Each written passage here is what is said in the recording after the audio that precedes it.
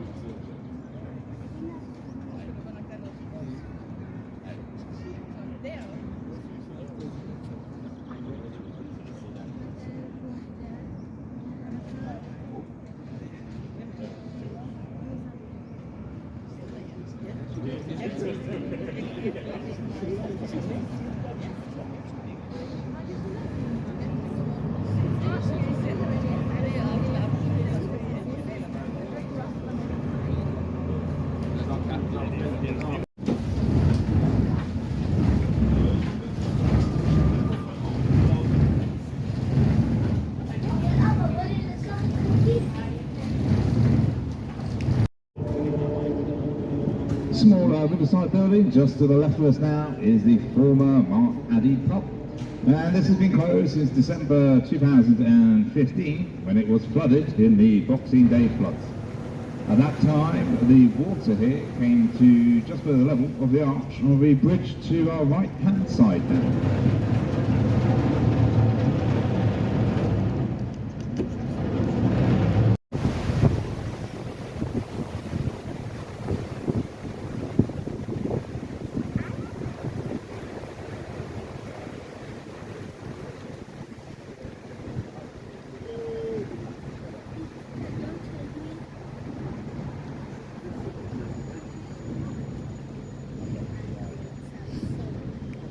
Is the Victoria and Albert Hotel.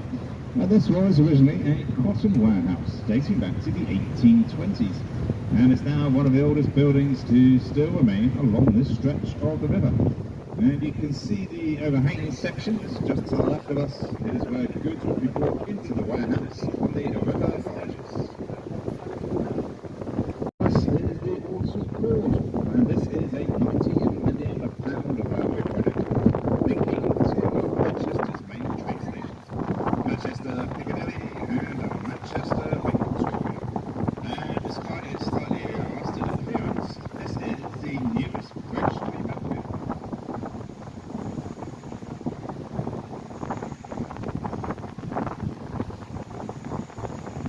Our left now is going to be the factory.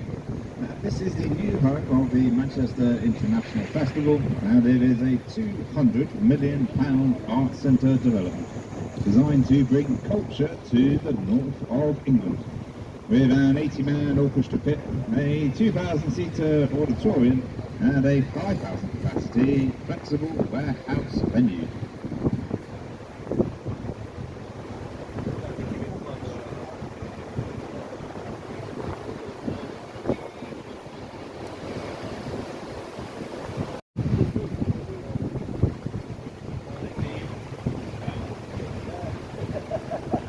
Bridge we're now passing under is the Grade 2 listed Stevenson Bridge. And this takes back to 1830 when it saw the world's first ever passenger railway service with a train travelling between Manchester and Liverpool.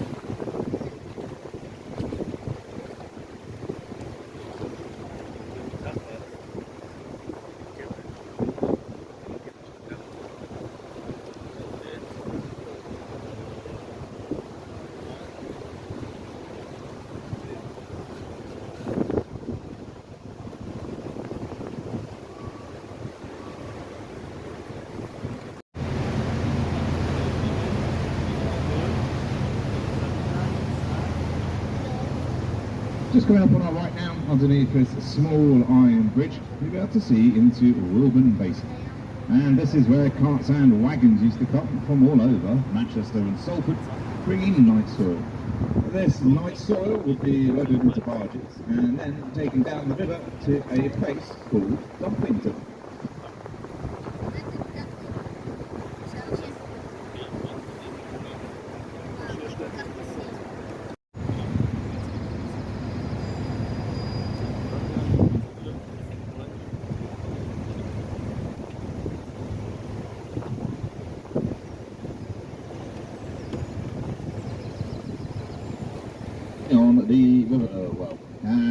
to the Industrial Revolution, this river was teeming with salmon, and it's where the Salford Anglers Club was first instituted in 1817, the world's oldest angler society.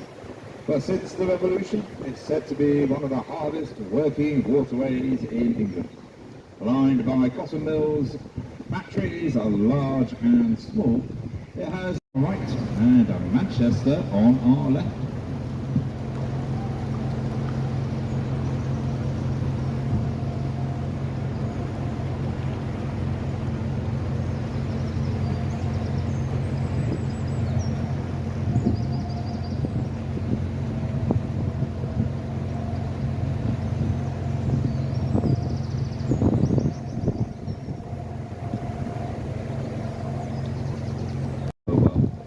It was named after 19th century local hero Mark Addy, who was publican of the Off-Boat House Inn, as well as being a champion oarsman.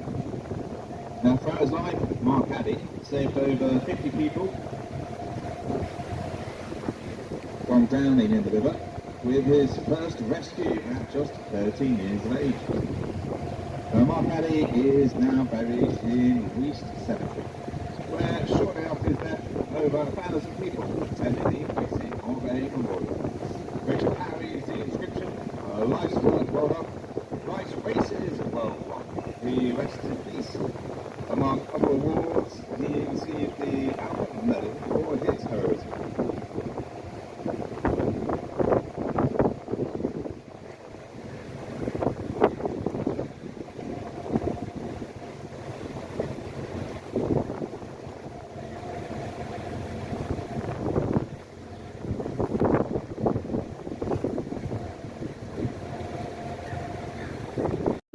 As Pomona Island, being bordered by the Bridgewater Canal to one side and the Manchester Ship Canal to the other.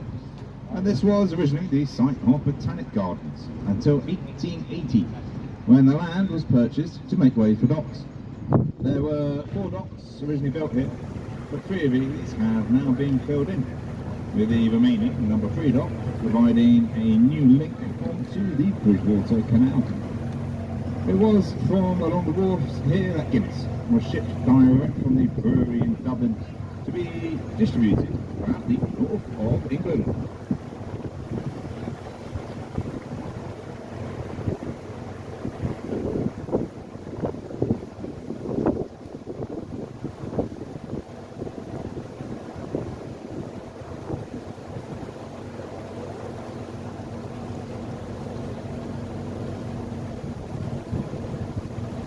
Just beyond this large development of apartments is an area of Salford known as Gorsall, and this was home to many of the workers from the local docks, the ship canal and the factories.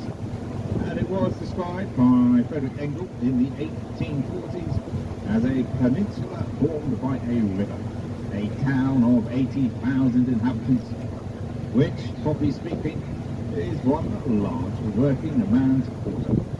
The houses here were traditional terrace houses set out in small consecutive streets. One such street was Archie Street, and this was the inspiration for the set design of ITV's television drama Coronation Street. But Archie Street also had a second claim to fame, as in 1936, Manchester United's Busby Babe, Eddie Coleman, was born there.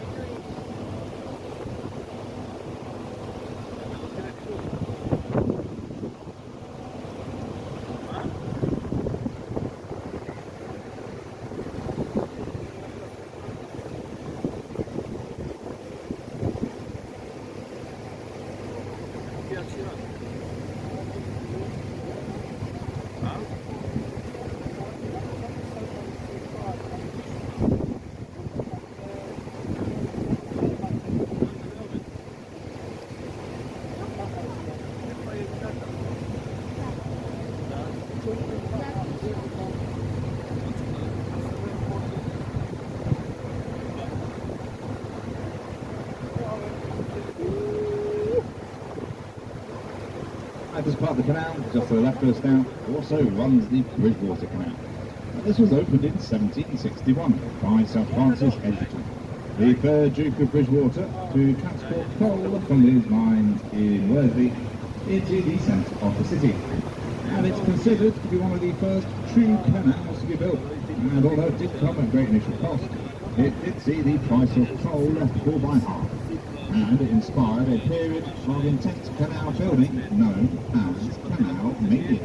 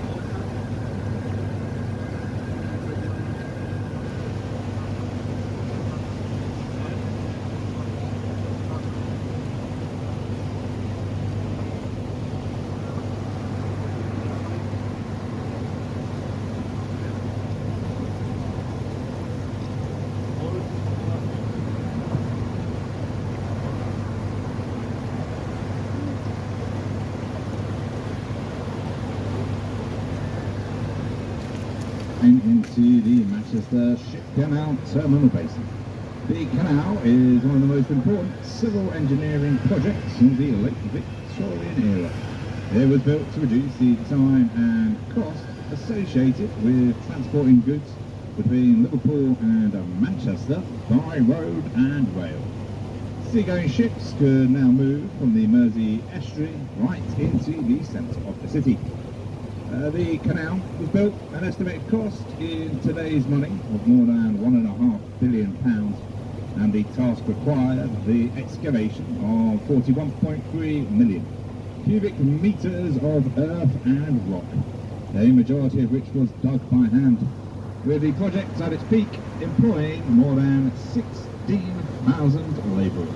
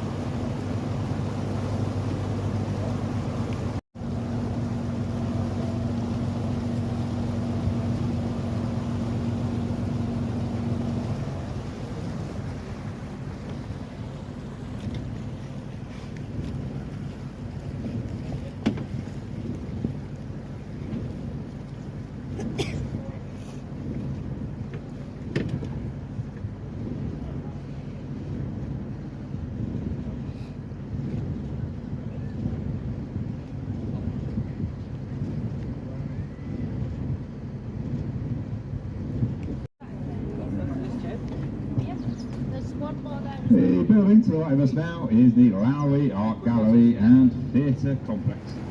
This was opened by Queen Elizabeth II in 2000 as part of the regeneration of the Salford Quays area. Its architectural design has been described as Salford's not quite Guggenheim, due to some similarities to the famous Spanish Museum. It's the most popular visitor attraction in Manchester, attracting over 800,000 visitors a year.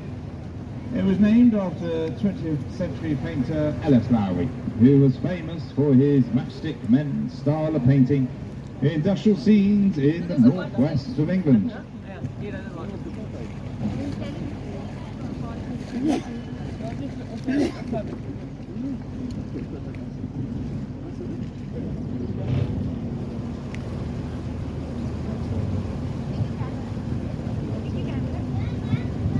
Salford Quays is linked to the new home of the ITV studios and the Coronation Street set on the Trafford side of the canal by the Media City footbridge.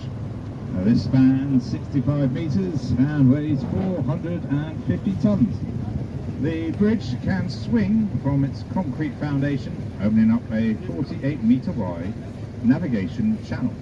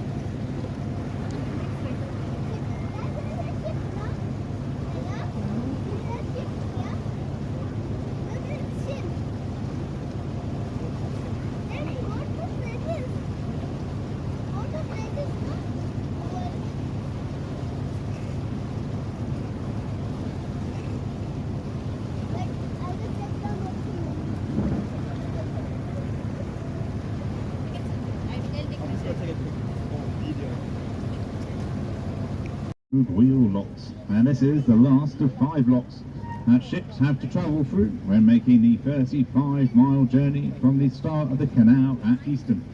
It was here that Queen Victoria opened the canal in 1894 after its 7 years of construction.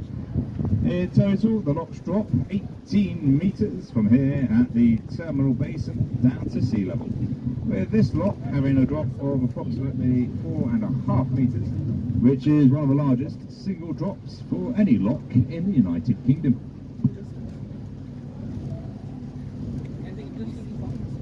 Ahead of us now is the dry docks, and this is a set of 3 graving docks which could accommodate ocean-going ships up to 535 feet, and it was used for the repairs and the maintenance of vessels, as it would allow the water to be drained away from the ship's hull.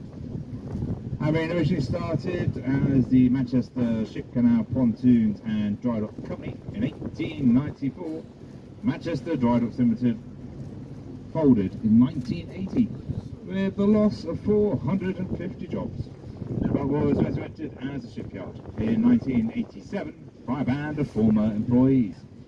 Trawlers, cargo vessels, dredgers, and even an aluminium catamaran were built here before the docks were finally closed in 2007.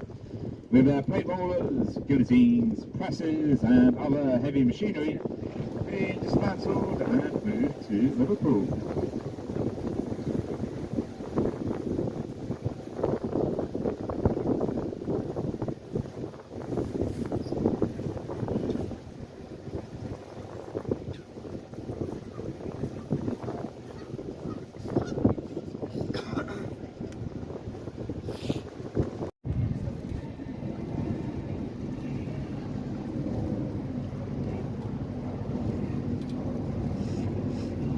Coming ahead of us is Media City, UK, and this is one of the final areas of the Salford Docks to be developed, with this 200-acre site now being the home to the BBC. It moved here in 2011. Shows such as Watchdog, Match of the Day and BBC Breakfast are now being filmed here. It was built with an investment of £650 million from the Peel Group. The Peel Group owned the Manchester Ship Canal, having taken control of the company in 1987.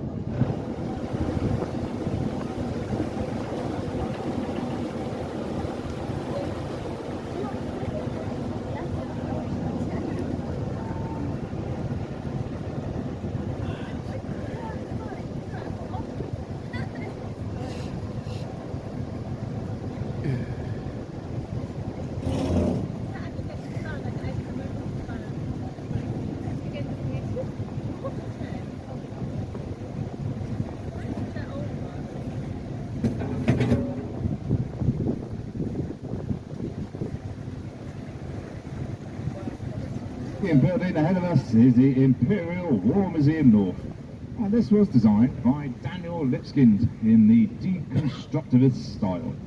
Lipskind envisaged a constellation composed of 3 interlocking shards, with each shard being a remnant of an imagined globe shattered by conflict.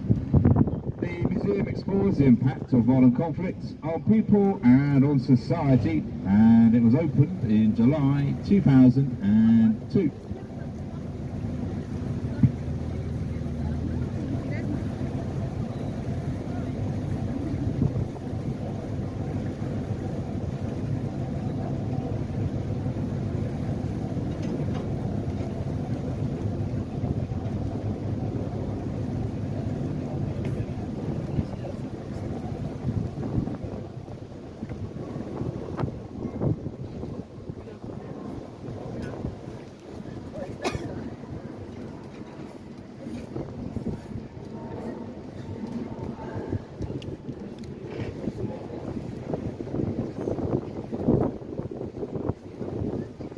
This now is the Millennium Footbridge, and this is a 91.2 metre long vertical lift bridge, and it lifts the entire length of this walkway a total of 80 metres in less than 3 minutes.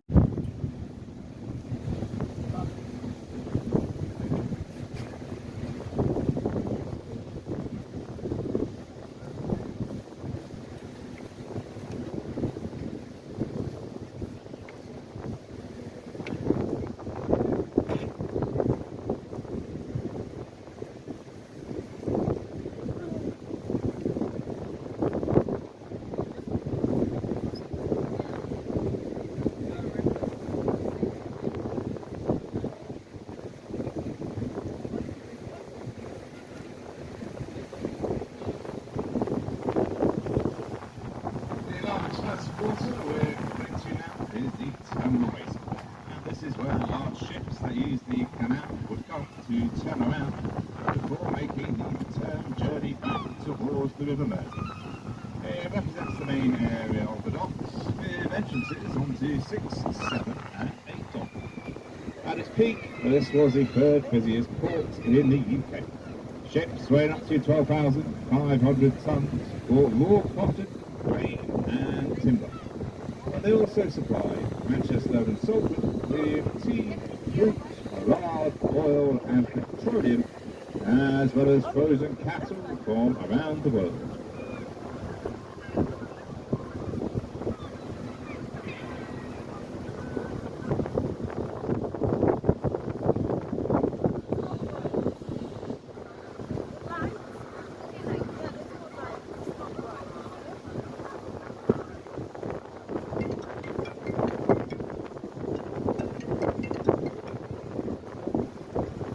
Prominent site from the canal, and cut out to our right now is Old Trafford Football Ground, home to Manchester United since 1910, although from 1941 to 1940. Lá espero que tenham gostado do passeio. Esse passeio tem uma duração de 1 hora. Ele tem um custo de 10 libras por pessoa, mas é um passeio agradável para se fazer. Então aproveite e espero que vocês tenham gostado. Deixa aí o comentário.